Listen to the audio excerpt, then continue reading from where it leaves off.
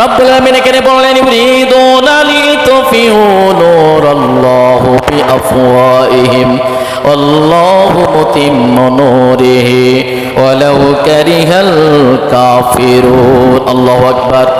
রব্বুল আমিন নবীকে বলেন, ওগো নবীজি, ওই শ্রেণীর লোক তারা কুরআনুল কারীমের কি নূর দ্বারা নিভাই দিতে চায়, তাদের মুখের ফুৎকার দিয়া, কি দিয়া? মুখের ফুৎকার দিয়া আলোকে নিভাই দিতে চায়। বলেন তো দেখি, আল্লাহর আলো নেবানো কি কশ্চিন কালে যাবে কিনা? নালো নূর মানে হলো কোরআন। আল্লাহ রাব্বুল বললেন, ইন্না নাহনু নাযালনা যিকরা ওয়া ইন্না লাহু লাহাফিজুন। আমি কোরআন সংরক্ষণ করেছি, আর সংরক্ষণ করার দায়িত্ব কার? রব্বুল আমিনের।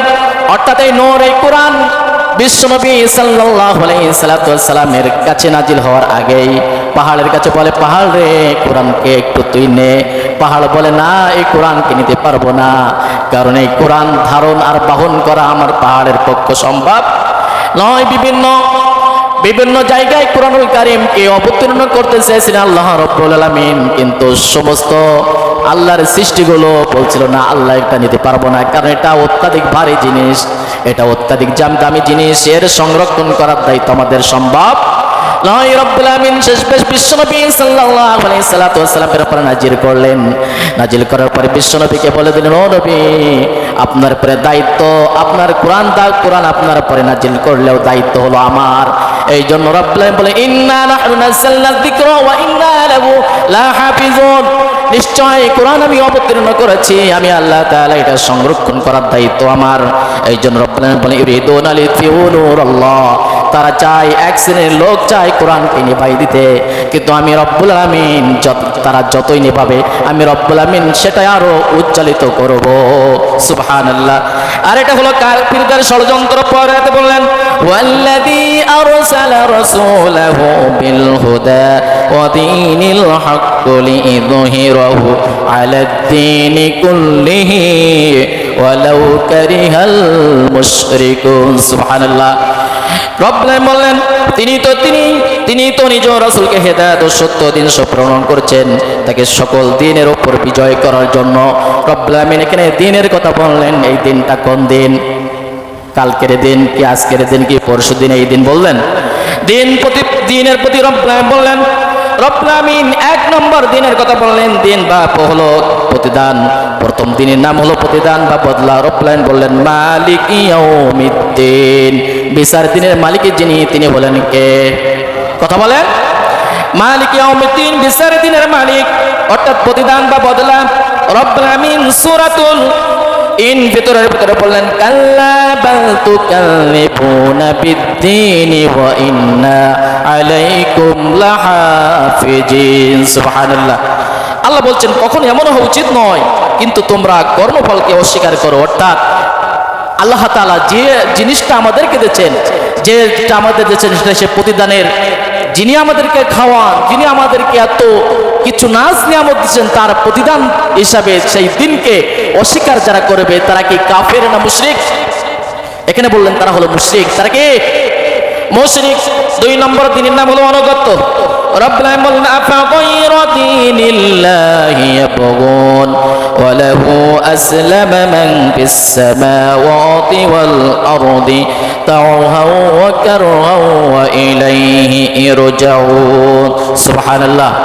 রব্বুল আমিন বলেন, তারা আল্লাহর দিনের পরিবর্তে অন্য কোন দিনের সম্বন্ধে আছে, অথচ আসমান ও জমিনের যত মাখলুক আছে তারা সকলে আল্লাহর সামনে মানত করেছে। অর্থাৎ তারই দিকে তার সকলে তারই দিকে ফিরে যেতে হবে। কার কথা? তার দিকে ফিরে যেতে হবে। অর্থাৎ অনুগত্য করতে হবে কার? আল্লাহ রাব্বুল আমিনের অনুগত্য করতে হবে। আল্লাহ রাব্বুল আমিনকে রব বলে স্বীকার করতে হবে।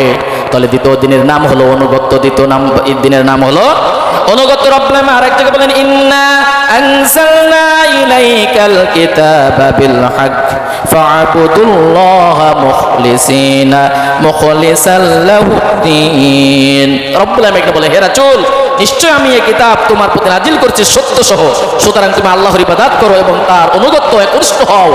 অর্থাৎ আল্লাহর ইবাদত করতে হবে, কারণ আল্লাহর ইবাদতের মধ্যে হলো দিন আছে। আল্লাহর ইবাদতের মধ্যে দিন আছে না? রব্বুল আমিন আরো এক জায়গায় বললেন, ওয়াকাতিলুহুম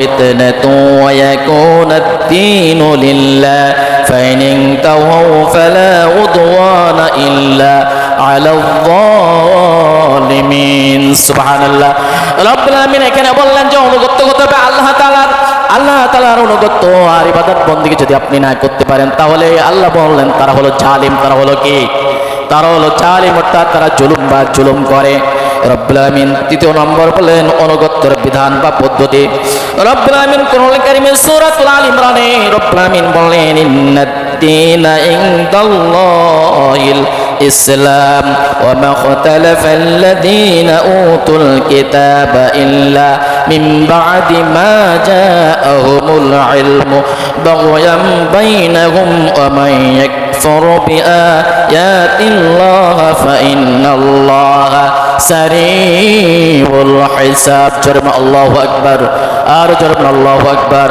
রব্বুল আমিন অনুগত্যের বিধান হিসেবে বললেন বিধান বা পদ্ধতি দ্বীনের পদ্ধতি হলো ইসলাম এক নম্বর হলো সেটা হলো ইসলাম মানতে রব্বুল আমিন বললেন ইন্নাদ-দীনা ইনদাল্লাহিল ইসলাম নিশ্চয় আমার কাছে মনোনীত একমাত্র কেবলমাত্র ধর্মের নাম হলো কি এটা আমার কথা এটা কি মসজিদের সভাপতির কথা কার কথা ইন্নাদ-দীনা ইনদাল্লাহিল ইসলাম এটা হলো আল্লাহ রাব্বুল আমিনের কথা কারণ ইসলামকে মানতে হবে রব্বুল আমিন দ্বিতীয় নম্বর আরো এক জায়গায় বলেন ওয়া মাইয়াবতাগি গায়রাল ইসলামি দীনান ফালান ইউকবালা মিনহু ওয়া হুয়া ফিল আখিরাতি মিনাল খাসিরিন আমরা বললাম আল্লাহ দ্বীন না মানলে ইসলাম না মানলে কি ক্ষতি আর কি লাভ হবে রব্বুল আমিন বললেন ওয়া মাইয়াবতাগি গায়রাল ইসলামি দীনান ফালান ইউকবালা মিনহু যারা আমার দিন থেকে সরে দাঁড়াবে ইসলাম থেকে সরে দাঁড়াবে তার ইহকালে কোনো অকল্যাণ হবে না পরকালে কোনো কল্যাণকার হবে না ইহকালে তার কল্যাণকার হবে না হবে অকল্যাণকার পরকালে তার কল্যাণকার না ওই অকল্যাণকার হয়ে ওই ব্যক্তিকে আল্লাহ রাব্বুল আমিন ঠিকানা দিয়ে দেবেন কোথায় দিয়ে দেবেন জাহান্নামে এতে কোনো সন্দেহ নাই তাহলে 3 নম্বর অনুগত্যের নাম হলো বিধান বা পদ্ধতি আমরা আল্লাহ তাআলার কাছে বললাম আল্লাহ এই দিনটা কি মুহাম্মদ সাল্লাল্লাহু আলাইহি সাল্লামের পরে হয়েছিল কি বিগত সময় কি এই ইসলাম এই দিনটা ছিল কিনা রব্বুল আমিন বললেন শারআ আলাইকুমুদ-দীন মিনাদ-দীন মা ওয়াসসা বিহা নূহা ওয়াল্লাযীনা আওহাইনা ইলাইকা ওয়া মা ওয়াসাইনা বিহি ইব্রাহিম ওয়া মূসা ওয়া ঈসা আন আকিমুদ-দীন ওয়ালা তাফাররাকু ফিহি সুবহানাল্লাহ আল্লাহ কত সুন্দরভাবে বলছেন এমন সিস্টেম ভাবে বলছেন আল্লাহ তাআলা আমরা যদি রমজান মাসে রোজা রাখি এই রোজা কি আমাদের ওইটাই আমাদের পরে ফরজ ছিল না অতীতে ছিল কথা বলে না রাসূল সাল্লাল্লাহু আলাইহি সাল্লামের পূর্বে যত নবী আসছিলেন তাদের পরে কি রমজানের রোজা ফরজ ছিল কি ছিল না হ্যাঁ আল্লাহ বলছেন আইয়ুহাল্লাযীনা আমানু কুতিবা আলাইকুমুস সিয়াম আমি তোমাদের উপর রোজা ফরজ করেছি হে ঈমানদারগণ তোমাদের উপর রোজা ফরজ করা হয়েছে কামা কুতিবা আলাল্লাযীনা মিন ক্বাবলিকুম তোমরা এটা মনে করো না যে শুধু তোমার পরে কামা যে পূর্বেও তোমাদের পূর্বপুরুষের পরে আমি রোজা ফরজ করেছিলাম লাআল্লাকুম তাত্তাকুন আশা করা যায় সেটা থেকে তোমরা তাকওয়া অর্জন করতে পারবা সুবহানাল্লাহ আল্লাহ তাআলা এখানেও বলে দিলেন যে শুধু মনে করছো ইসলাম আর দ্বীন মনে হয় তোমাদের পরে ফরজ করেছে না এটা তোমাদের পরে না এটা আগেও কি ফরজ করেছি আমি দ্বীন আর ইসলামকে